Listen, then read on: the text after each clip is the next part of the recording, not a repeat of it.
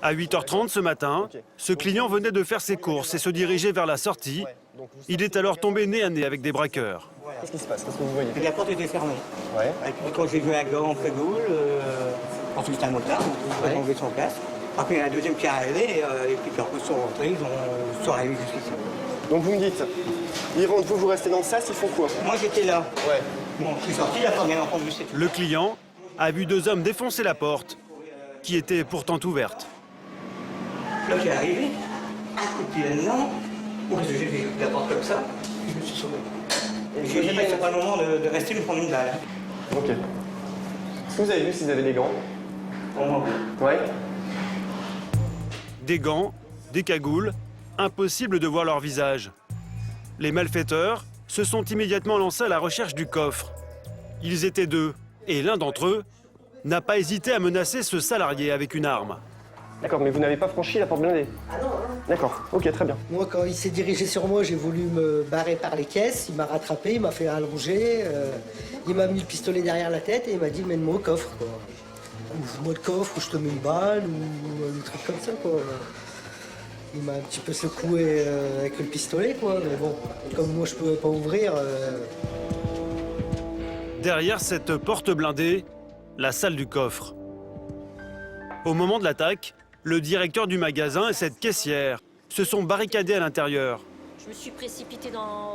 Ils ont refusé d'ouvrir, malgré les menaces des braqueurs. Ouvre, on va te tuer, on te tue, ouvre.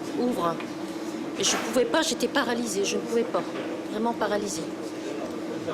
Mon directeur voulait ouvrir, il me disait on va se faire tuer. J'ai dit non, n'ouvrez pas.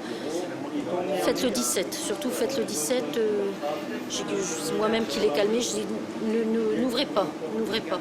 Les deux agresseurs ont finalement renoncé au coffre Donc là, attention, vous mettez les pieds. et se sont rabattus sur les caisses du magasin. Regardez, avancez un petit peu. Quasiment vide, quelques minutes seulement après l'ouverture. C'est donc avec un maigre butin qu'ils sont repartis, après quelques minutes de terreur. Donc ça, c'est ce qu'ils ont laissé, a priori. Donc là, on attend l'identité judiciaire qui va venir faire des relevés d'empreintes, éventuellement des relevés d'ADN sur place. Les policiers de la crime sont à l'affût du moindre indice, car encore une fois, l'enquête s'annonce difficile. Madame, le magasin est sous vidéo? Comment? Le magasin est sous vidéo? Il est... Sous vidéo. Est-ce qu'il y a une vidéo de surveillance? Non, il n'y en a pas, non. Pas de vidéo. Et la police scientifique n'a pas l'air très optimiste. Et à première vue, les auteurs avaient des gants, donc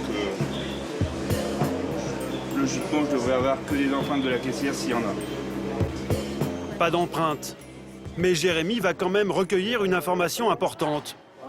Une cliente qui a déjà quitté les lieux a donné aux policiers une description très précise de la voiture des braqueurs. On a deux témoins extérieurs, dont une qui a relevé la voiture. En fait, elle était extérieure, elle a vu la scène de dehors Ouais. et elle a relevé tout de suite la plaque. Ouais. Et la couleur, elle est sûre, c'est noir. D'accord, ok. Et pour la plaque, elle me dit d'être sûre d'elle. Ouais, a priori, c'est ça. Une plaque d'immatriculation, c'est pour l'instant le seul indice. Mais il va permettre aux policiers de lancer une première enquête. À qui appartient le véhicule des braqueurs? A-t-il été volé? S'agit-il de fausses plaques? Ok. T'as mon numéro de portable pour me prévenir si l'identification est positive? Il faut agir vite pour empêcher les malfaiteurs de disparaître dans la nature. Alors Jérémy a demandé un coup de main à ses collègues de la brigade criminelle. Au commissariat, c'est dans le bureau d'Audrey que l'enquête progresse. Merci. Oui, bonjour madame, c'est la brigade criminelle du commissariat de police de Lens dans le Pas-de-Calais. Pour aider Jérémy, Audrey s'est lancée sur la piste de la plaque d'immatriculation. Pour ça, elle s'est connectée à ce logiciel qui lui donne accès au fichier des cartes grises. Il suffit d'entrer le numéro de la plaque pour tout connaître du véhicule. En fait, c'est une Laguna, pas une Mégane. Elle n'est pas déclarée volée. Son propriétaire habite à Courcelles-les-Lances, tout près du braquage. Audrey l'a immédiatement convoqué. Une heure plus tard, le propriétaire de la Laguna est déjà là. Audrey ne le sait pas encore, mais c'est un personnage clé dans l'affaire. Il a 22 ans, il est sans emploi. et il affirme avoir vendu sa voiture il y a plus d'1 mois. Pour prouver sa bonne foi, il a amené avec lui un certificat de cession, signé avec l'acheteur au moment de la vente.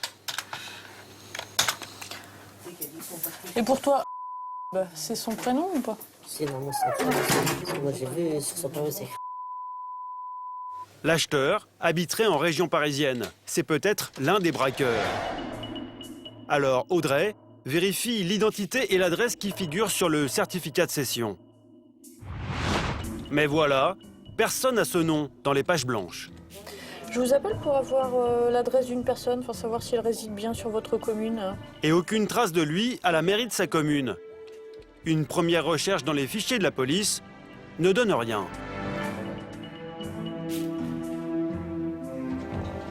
C'est sur permis de conduire, tu as vu que ça s'appelait... Et tu sais pas si ça s'appelle vraiment comme ça? Non, je sais pas trop. D'accord. L'acheteur a-t-il fourni une fausse identité? Pour retrouver sa trace, Audrey va devoir compter sur la mémoire de l'ancien propriétaire. Celui qui t'a acheté la voiture, donc il a 25 ans, 1m70, c'est maghrébin. Elle lui demande une description physique détaillée. Tu dirais costaud quand même? Un peu petitement, mais pas le chemin. Il était costaud, ça va. D'accord. Donc les yeux marrons? Ouais, les yeux marrons. Ces premiers critères permettent à Audrey de faire une première sélection dans le fichier Canonge, un logiciel de la police qui stocke les photos de tous les délinquants déjà condamnés.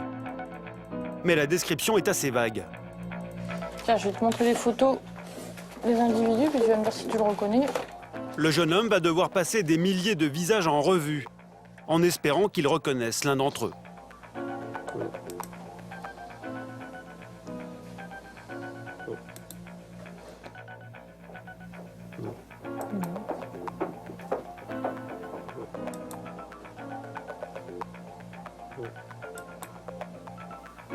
Des centaines de photos plus tard, Il ressemble à lui, mais je pense pas que c'est lui. Non, c'est pas lui. Et la dernière? Non. Ça. Bon. l'opération est un échec. L'ancien propriétaire de la Laguna n'a reconnu personne. Tu l'as revu toi depuis la vente? Non, plus la face, non. Non? Et ta voiture non plus, t'as jamais vu tourner dans le coin? Non, ici, non. Mais Audrey se pose une question. Comment le jeune homme a-t-il rencontré cet acheteur? Vous l'avez vendu comment, la voiture, en fait? Vous avez passé une petite annonce, c'est ça? Non, non, non. Bouche à oreille. C'est un messie, tout le monde, il cherche à acheter ça. C'est-à-dire, de bouche à oreille De personne à personne. Monsieur, il a Tout le monde. débarqué un jour comme ça? Non, je connaissais un petit peu déjà. D'accord. C'est bon. Et là, il a disparu de la circulation, là, c'est ça? C'est pas une personne du Pas-de-Calais, c'est un Parisien. L'histoire du jeune homme devient un peu étrange. Il semble connaître l'acheteur, mais il ignore son vrai nom. Cache-t-il quelque chose? Cherche-t-il à couvrir quelqu'un? Pour l'instant, rien ne permet de le mettre en cause. Il va pouvoir repartir.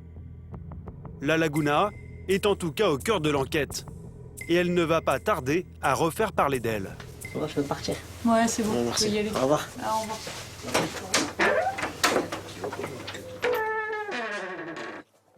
De retour au commissariat, Jérémy vient d'être prévenu d'un nouveau braquage. Encore un supermarché. Et cette fois, il y a des images. Jérémy s'est fait livrer en urgence les enregistrements vidéo. Le supermarché qui vient d'être attaqué est situé à Auby, tout près du premier. C'est le deuxième de la journée et là encore, une Laguna noire a été repérée.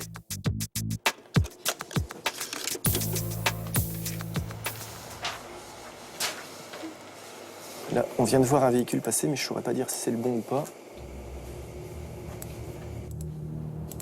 Non, je pense pas. Non. Ce sont les caméras d'une station de lavage, située juste en face du supermarché, qui ont filmé l'attaque. 8h45 et 5 secondes. Là, voilà. On voit le véhicule qui arrive. Ça, c'est la nôtre. Pour la première fois, Jérémy a sous les yeux sa cible. Voilà, devant le magasin, Ces deux braqueurs ici. qui passent à l'action. Le véhicule y est devant, il s'est bien mis en façade du magasin. On va essayer d'avancer. Là, on voit les deux individus qui rentrent. Alors c'est furtif. Jérémy espérait repérer un détail, mais la scène est filmée de très loin. Il distingue à peine deux silhouettes cagoulées qui apparaissent à nouveau 3 minutes plus tard. Là, on voit deux individus qui reviennent. Donc voilà, le conducteur qui monte, le passager qui monte aussi. Le conducteur a tout de suite mis en route le véhicule, à moins qu'il soit déjà moteur tournant. Et là, ils font une marche arrière, ils vont repartir de l'autre côté, tranquillement. Avec cette vidéo, une seule certitude, il n'y a que 2 malfaiteurs. C'est tout, malheureusement. C'est une bonne vidéo, ça, pour vous? Non. Ça nous indique juste l'heure exacte des faits, mais ce qui est intéressant, c'est pas l'heure exacte des faits, c'est surtout qui l'a fait. Et d'avoir ce qu'il faut pour le serrer. 2 attaques de supermarché dans la même journée, et pourtant les indices sont minces. Une Laguna Noire introuvable, un ancien propriétaire un peu louche, et aucune piste pour remonter jusqu'aux 2 braqueurs. Jérémy a donc convoqué tous les témoins de l'attaque du supermarché, dans l'espoir de découvrir un petit détail qui pourrait relancer son enquête. Voilà, elle doit être en bas. S'il y a le moindre souci, vous prévenez l'accueil. Je vous en prie. Au revoir. Des témoins, il y en a une vingtaine. Les entendre va prendre des heures, Jérémy le sait. Là, il y a du monde, oui. On va pas débander. Il a donc mobilisé tous ses collègues. Ça lui permet de gagner du temps sans brusquer les témoins, encore traumatisés. On se dit, est-ce qu'ils vont nous chercher dans les frigos ou quoi? On a peur aussi d'avoir une balle dans la tête, quoi, c'est ça. C'est le deuxième ici. Chez Wany, le deuxième. Ça fait 1 an et 3 mois que j'y travaille. Moi, honnêtement, aujourd'hui, j'ai vu la mort, je sais pas pourquoi. Pourtant, j'ai vu la mort. On a dit, s'ils arrivent, bah, on s'en... Parmi ces témoignages, les policiers espèrent capter un détail qui fera avancer leur enquête. On s'est planqué derrière un chariot, puis après, j'étais me planquant sur la table avec la gamine, et puis on est resté là, on a bougé. D'accord. Donc vous avez juste vu un individu de dos. J'ai vu une tête noire, hein, une cagoule de Ouais. dos. Hein. D'accord. Vous voyez un petit peu le haut du corps? Non, j'ai vu sincèrement à peu près que... Peut-être le buste, à la rigueur, ça fait... Ouais. Vous voyez au niveau du buste, qu'est-ce que vous pouvez me dire? Donc je suis repartie sur ma palette et je me suis cachée dans une palette. D'accord. Ah bah, je vais pas vous embêter longtemps. Dans le supermarché, tout s'est passé très vite. Les agresseurs étaient cagoulés et n'ont pas commis d'erreur. Les auditions n'ont rien apporté de plus. Merci à vous. Merci. Bon après-midi. Au revoir. Jérémy va donc se concentrer sur sa seule piste, la Laguna Noire. La plaque d'immatriculation a été diffusée auprès de toutes les patrouilles de Lens et de la région. Si des policiers repèrent le véhicule, ils ont pour consigne de le signaler immédiatement à la crime.